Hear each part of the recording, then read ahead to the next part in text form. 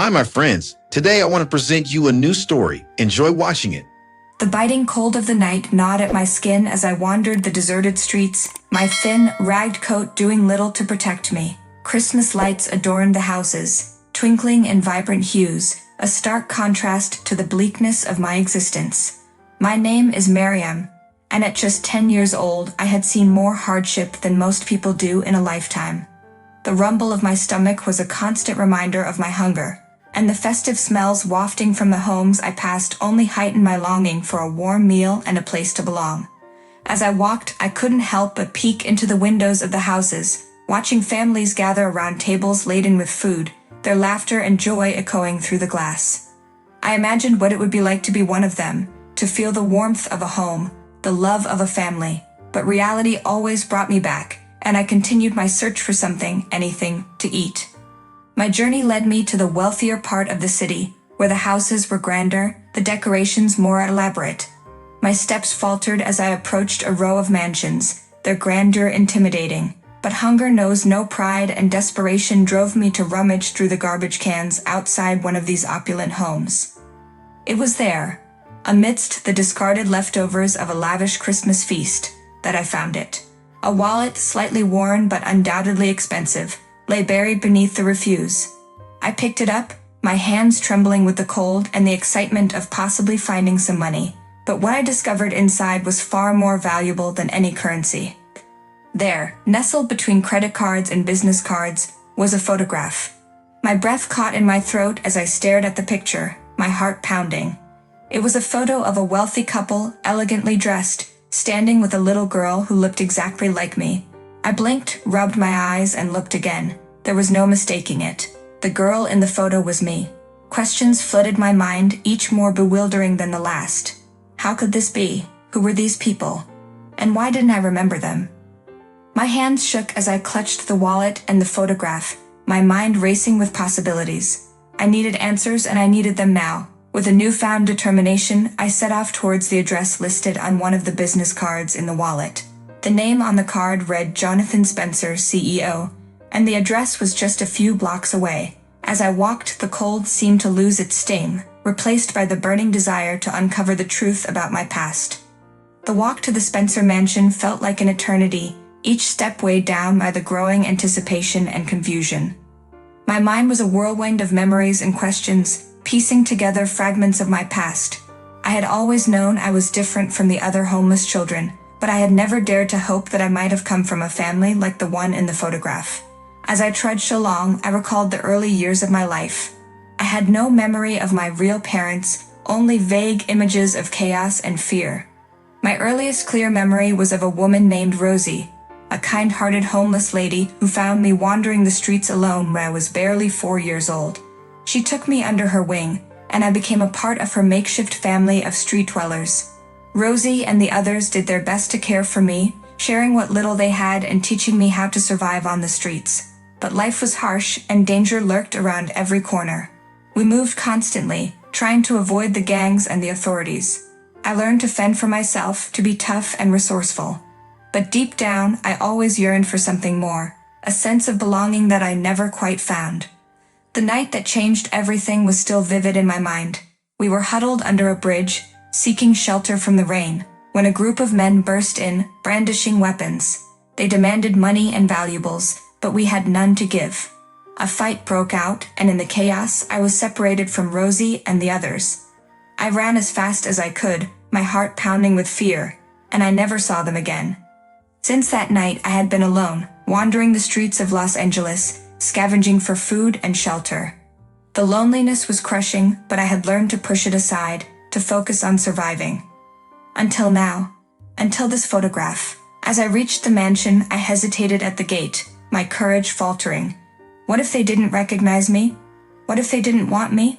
But the image of the little girl in the photo, smiling and happy, urged me on. I pressed the intercom button and waited, my breath visible in the cold night air. A voice crackled through the speaker. Yes, how can I help you? I swallowed hard, my mouth dry. I found this wallet. I think it belongs to Jonathan Spencer. There was a pause, and then the gate buzzed open. I walked up the long driveway, my heart pounding with each step. The mansion loomed before me, its windows glowing with the warmth of the holiday celebrations inside. I took a deep breath and knocked on the door. It opened to reveal a tall man with graying hair and kind eyes. He looked at me with a mix of surprise and curiosity. "Can I help you?" I held out the wallet, my hands shaking. "I found this. And there's a photo inside, of me." His eyes widened as he took the wallet and opened it. When he saw the photograph, his face went pale. "Sarah?" he whispered, his voice trembling. Jonathan Spencer's eyes filled with tears as he stared at the photograph. He looked at me, then back at the picture, as if trying to reconcile the image of the well-dressed child with the ragged girl standing before him. "Sarah?" he repeated, his voice barely above a whisper. I took a step back, uncertainty gripping me. "My name is Miriam," I said softly, though the name Sarah tugged at something deep within me, something almost familiar. He shook his head, still staring at me in disbelief. You look just like her, my daughter Sarah. She was taken from us 10 years ago." His words hit me like a physical blow. 10 years ago. That would make me just a baby when it happened. "Taken?" I echoed, my voice trembling. Before he could respond, a woman appeared behind him, her eyes widening as she saw the photograph in his hand and then me. "Jonathan, who is this?" she asked, her voice a mix of confusion and hope. Jonathan turned to her, his face ashen. "Camilla, it's her. It's our Sarah." Camilla gasped, her hand flying to her mouth. She stepped forward, her eyes scanning my face, searching for the daughter she had lost. "Sarah, is it really you?" The intensity of their emotions was overwhelming, and I felt a surge of conflicting feelings: hope, fear, confusion. "I don't know," I admitted. "I don't remember." Camilla reached out, taking my hands in hers. Her touch was warm and gentle, a stark contrast to the harshness of the streets. "Come inside, please. We need to talk." They led me into their home, a place of warmth and light, so different from the cold and darkness outside. The living room was beautifully decorated for Christmas, with a large tree twinkling with lights and ornaments. It was like stepping into another world, one that felt both alien and strangely familiar. They sat me down on a plush sofa, and Jonathan knelt before me, his eyes filled with tears. "Sarah, we thought we had lost you forever. We've been searching for you all these years. How did you survive?"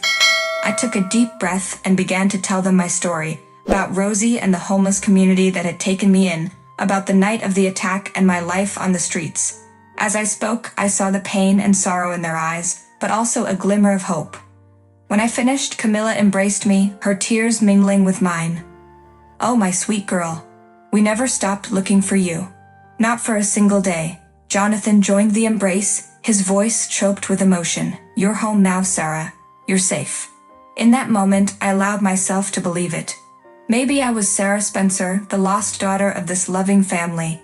Maybe, after all the years of hardship and loneliness, I had finally found where I belonged. The days that followed were a whirlwind of emotions and revelations. Jonathan and Camilla, who I slowly started to accept as my parents, introduced me to a world I had only ever dreamed of. I learned about my twin sister, Lily, who had been just as devastated by my disappearance as our parents. When I first met Lily, it was like looking into a mirror. We stood facing each other in the grand living room, our identical features reflecting the same mix of shock and curiosity. "Miriam," she said softly, using the name I had known all my life. "I can't believe it's really you." "Lily," I replied, feeling a strange connection to her. Despite our years apart, there was an undeniable bond between us. I don't remember anything, but I want to." Lily hugged me tightly, and I felt a warmth I hadn't known in years. "We'll help you remember," she whispered. "We're a family again, and we'll never let you go." Christmas morning arrived, and with it a sense of magic and wonder that I had never experienced before. The Spencer mansion was filled with the scent of pine, cinnamon, and freshly baked cookies. Lily and I woke up early, unable to contain our excitement. For the first time in a decade, the Spencer family was whole again, and the joy was palpable. We gathered around the Christmas tree, and I marveled at the piles of beautifully wrapped gifts. Jonathan and Camilla insisted that I open the first present. With trembling hands, I tore open the wrapping paper to reveal a photo album. As I flipped through the pages, I saw pictures of myself as a baby, cuddled in the arms of my parents and playing with Lily. The images brought a flood of emotions, and I felt tears welling up. "I made this for you," Lily said, sitting beside me. "I wanted you to see the life we had before you were taken from us." "Thank you," I whispered, overwhelmed by her thoughtfulness. I don't remember these moments, but I can feel the love in each picture. Jonathan and Camilla joined us, their eyes shining with tears. "We've been waiting for this day for so long," Camilla said softly. "Having you back is the greatest gift we could ever receive." The rest of the day was filled with laughter, stories, and a sense of belonging that I had never known. We played games, shared meals, and took family photos, capturing the new memories we were creating together. Despite the years of separation, the bond between us grew stronger with each passing moment. As the evening drew to a close, we sat by the fireplace, the warmth of the flames mirroring the warmth in our hearts. Jonathan cleared his throat, drawing our attention. "There's something we want to share with you, Miriam, or rather Sarah," he said, his voice filled with emotion. "We've been working on a project in your honor." Curious, I leaned forward. "What kind of project?" Camilla smiled, her eyes filled with pride. "We've been establishing a foundation to support homeless children. It's called the Sarah Spencer Foundation, and it will provide shelter, education, and care for children who are in situations like the one you experienced." My heart swelled with gratitude and awe. "You did this for me. For you and for all the children who need a second chance," Jonathan said. "We want to give back and make sure that no child has to go through what you did." Tears streamed down my face as I realized the impact of their actions. "Thank you. I want to be a part of this. I want to help." "You already are," Lily said, squeezing my hand. "Together, we'll make a difference." The new year brought with it a renewed sense of purpose and hope. I threw myself into the work of the Sarah Spencer Foundation, determined to help other children find the support and care they needed. Jonathan, Camilla, and Lily were by my side every step of the way, and together we built a network of resources that transformed lives. We started by converting an old, unused building into a shelter. It took months of hard work, but the end result was a safe haven for homeless children. The shelter was equipped with comfortable beds, a kitchen, classrooms, and play areas. Volunteers from the community, inspired by our story, came forward to offer their time and skills. One of our first residents was a little boy named Jake. He was 8 years old, with wide, fearful eyes and a distrust of adults that mirrored my own when I first arrived at the Spencer Mansion. I spent hours with him, sharing my story and showing him that he could trust us. Slowly, he began to open up, and I saw the spark of hope return to his eyes. The foundation also provided educational programs, ensuring that the children had access to the schooling they needed to build a brighter future. I helped tutor the kids, drawing on my own experiences to encourage them to dream big and never give up. Seeing their progress filled me with pride and a sense of fulfillment. One evening, as I was leaving the shelter, I found Jonathan standing outside, looking up at the stars. "How are you feeling, Sarah?" he asked, using the name that I was slowly starting to accept as my own. "I'm happy," I replied, smiling. "Helping these kids gives me a sense of purpose. I feel like I'm giving back in a way that honors everything I've been through." Jonathan nodded, his eyes reflecting the same pride I felt. "You've come so far, and you've made a difference in so many lives. Your strength and resilience inspire us all." As we stood there side by side, I realized how much my life had changed. From a homeless girl with no hope to a beloved daughter with a mission to help others, I had found my place in the world. The Spencer family's love had transformed my life, and now I was paying it forward, ensuring that every child had a chance to find their own place of belonging. The Sarah Spencer Foundation grew, reaching more children and expanding its programs. We opened additional shelters, created scholarship funds, and partnered with other organizations to provide comprehensive support.